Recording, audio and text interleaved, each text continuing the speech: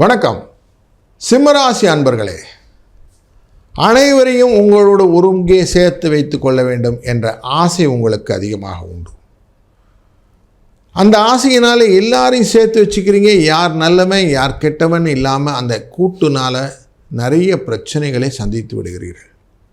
அந்த பிரச்சனை ஜாஸ்தியான உடனே ஏதானு தீர்வு இருக்குமான்னு தேடுவது இது நம்மளுடைய வழக்கமாக போச்சு. இப்படி ஒரு வழக்கத்திலே செப்டம்பர் மாதமாவது இந்த இதில் தீர்வு வருமா அப்படின்னு தேடும்போது உங்கள் ராசியிலே ஆட்சியில் இருக்கக்கூடிய இந்த சூரிய பகவான் புதனுடன் சேர்ந்து அமர்ந்திருந்தார். இவங்க ரெண்டு பேருமே 2ஆம் இடமான குடும்பஸ்தானத்துக்குள்ளே போகிறாங்க. கன்னிராசிக்குள்ளார கேது மட்டும் அங்கே உட்கார போகிறார். சுக்கிரன் வரப்போகிறார். 12ஆம் இடத்துல இருக்கிற இந்த சுக்கிரன் உங்கள் ராசிக்குள்ளே வந்து உட்கார போகிறார் இந்த மாதத்தில். இதெல்லாம் 14ஆம் தேதி 13ஆம் தேதி 14ஆம் தேதி 15 17ஆம் தேதிக்குள்ளே நடக்க போகுது. இந்த மாதம் ஆரம்பிக்கும் போதே நவமி அப்படிங்கிற திதியில் ஆரம்பிக்குது. கேட்டை நட்சத்திரத்தில் அங்கே சந்திர பகவான் வீக்காக இருக்கிறான்னு அர்த்தம். அப்படிப்பட்ட திங்கட்கிழமையில் ஆரம்பிக்கக்கூடிய இந்த மாதம் உங்களுக்கு எப்படி இருக்க போகுது அப்படின்னு பார்க்கும்போது எதையுமே போராட்டத்துக்கு அப்புறம்தான் ஜெயித்து பெற்றுக்கொள்ள முடியும் அப்படிங்கிறத கிளியராக சொல்லுது. நீங்களும் கொஞ்சம் போராட்டத்துக்கு ரெடியாக இருக்கக்கூடிய ஆசாமி தான். எதையுமே ஜெயிக்கணுன்னா முதல்ல சண்டை வேணும் சார் அப்படிங்கிறது தான் ஃபஸ்ட்டு உங்களை ப்ரையாரிட்டி. அதனால் இந்த மாதம் உங்களுக்கு உகந்த மாதம்னே சொல்லலாம். 2ஆம் இடம் குடும்பஸ்தானம், அங்கே உங்களுடைய ராசிநாதனை போய் உட்காருகிறார். அப்படிங்கிறதுனாலே குழந்தைகள் விஷயத்திலும் வீடுகள் விஷயத்திலும் நிறைய மனக்கவலைகள் வரும்.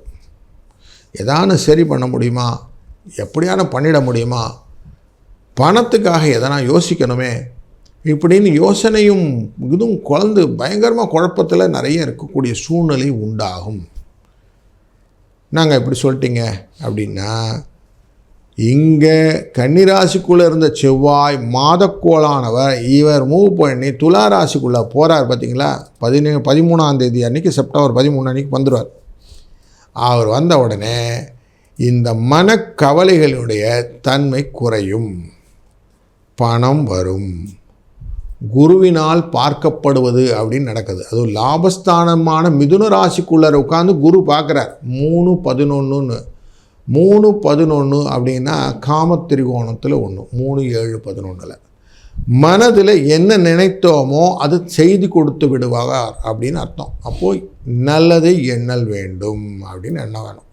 நான் நினைக்கிறதெல்லாம் என்னெல்லாம் நினைப்பேன்னா எதெல்லாம் நடக்குமோ அதெல்லாம் நினைப்பேன் சார் அப்படின்னு சொல்லுங்கள். அதெல்லாம் உங்களுக்கு நடக்கும். மேனேஜ்மெண்ட் தியரின்னு ஒன்று உண்டு. ஸ்வாட் analysis, strength, weakness, opportunity and த்ரெட்டுன்னு சொல்லுவாங்க. உங்களுடைய எது ஸ்ட்ராங் அப்படின்னு நீங்கள் தெரிஞ்சு வச்சுக்கணும். எது உங்களுக்கு வீக்காக இருக்குதுன்னு தெரிஞ்சு வச்சுக்கணும். எது உங்களுக்கு எதிர்பார்ப்புக்கு ஏற்ற மாதிரி ஆப்பர்ச்சுனிட்டி இருக்குதுன்னு தெரிஞ்சு வச்சுக்கணும். எது உங்களை பயமுறுத்துன்னு தெரிஞ்சுக்கணும். இதெல்லாம் தெரிஞ்சுக்கிட்டிங்கன்னா ஈஸியாக இருக்கும் இல்லையா? அப்போ உங்கள் பணத்துக்கு வழிகளுக்கு ஈஸியான வழி என்னது? குருவும் செவ்வாயும் பார்த்து கொள்வது. 3ஆம் இடம் மற்றும் 11ஆவது இடம் தொடர்பானது குரு மங்கள யோகம் அப்படிங்கிற யோகத்தை கொடுத்து விடும். அப்போ யோகம் வந்துருச்சுன்னு அர்த்தம் இல்லைங்களா? பணம் அப்படிங்கிற சீனரியோக்கு லாபம் அப்படிங்கிற வாய்ப்பு உங்களுக்கு நிறைய இருக்குது. முயற்சி அப்படிங்கிறத முன்னாடி கொண்டு வந்து நிறுத்துங்க. முயற்சி திருவினையாக்கும். அதனால் முயற்சியை முன்னாடி வச்சு இந்த மாதம் செய்யுங்க. செய்யக்கூடிய காரியங்கள் வெற்றியை கொண்டு வந்து சேர்க்கும். சூரியனும் புதனும் 2ஆம் இடமான குடும்பஸ்தானத்திலிருந்து பார்க்கக்கூடிய பார்வை அஷ்டமத்தில் இருக்கக்கூடிய சனி பகவானை பார்க்கிறார். இந்த சனி பகவானை பார்க்கக்கூடிய இந்த செய்கையானது எதிர்பாராத பணவரவை ஏற்படுத்தி கொடுக்கும்.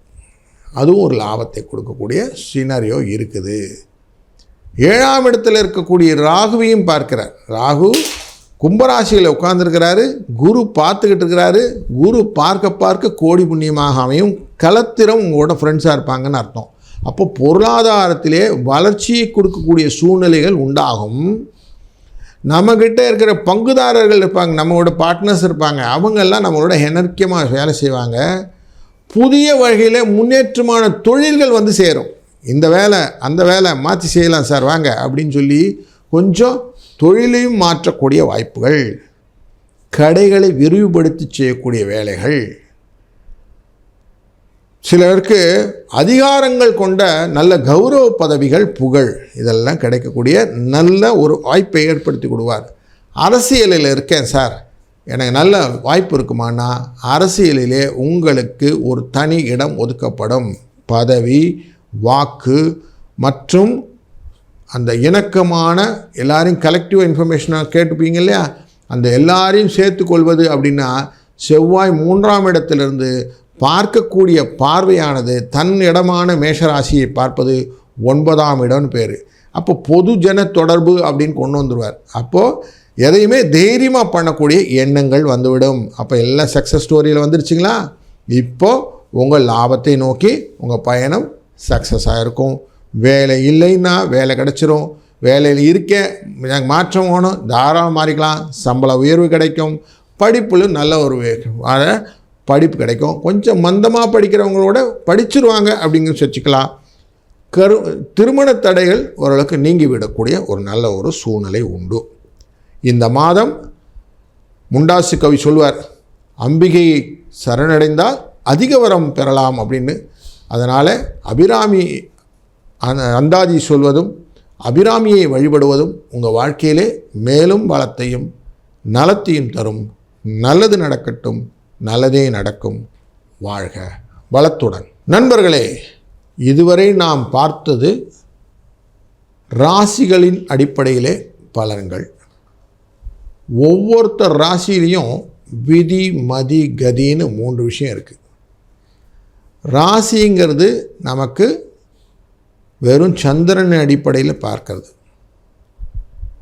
கதி அப்படிங்கிறது நம்ம ஒரு மூமெண்ட் ஆஃப் லக்னத்தை வச்சுக்கொண்டு பார்க்கறது. விதி அப்படிங்கிறது லக்னம்னு போட்டிருப்பாங்க. கதிங்கிறது சூரியன், மதிங்கிறது சந்திரன். இந்த 3 பேருமே நம்ம அப்படி சேர்ந்து பார்த்தா தான் ஒரு முழு ஜாதகம் புரியும். பொது பலன்களை பார்க்கும்போது பொதுவான விஷயங்கள் இருப்பதனாலே கொஞ்சம் உங்கள் ஜாதகத்தை நல்லா அனலைஸ் பண்ணி தொழிலிலோ குடும்பத்திலோ பிரச்சனைகள் இருந்தால் அதிலிருந்து நிவர்த்தி பெறுவதற்கு என்ன வழி அப்படின்னு எண்ணம் கொண்டால் அவசியம் இந்த காணொலியை பார்த்துவிட்டு எங்களை தொடர்பு கொள்ளலாம். அதற்கான பலன்கள் உங்களுக்கு சொல்லப்படும். வித்து அந்த சர்வீஸ்க்கான ஃபீஸ் வில் பி சார்ஜ்டு. வாழ்க வளத்துடன்.